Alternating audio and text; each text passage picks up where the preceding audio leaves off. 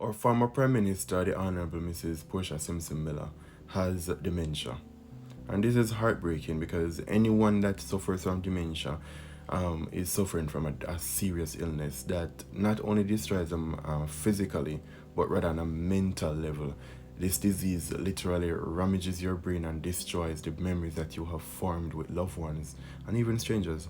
So we found this out recently when her husband is the one that had to receive the the Medal of Friendship, and this is one of the highest honors that can be given to a foreign leader from the Cuban, from the Cuban country.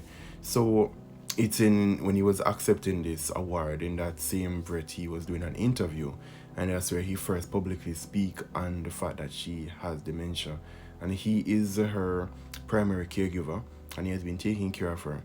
And you may be asking at this point, what is dementia? Or you may not be, but hey, nonetheless, I'm going to give you the information. Dementia is an umbrella disease that damages or destroys parts of the brain. These parts are which has to do with memory and cognitive skills, and it makes it difficult for a person to live their life on a day-to-day basis.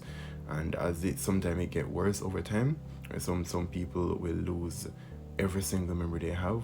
Some of them, they have memory that go and come. So what he said was that if you were to see her now, she would look normal, but underneath that normalcy, she's dealing with dementia. But yeah, this is sad news. What are your thoughts? Because as we know that Mrs. Miller was one of the first leaders of a country, not only in Jamaica, but in the entire world.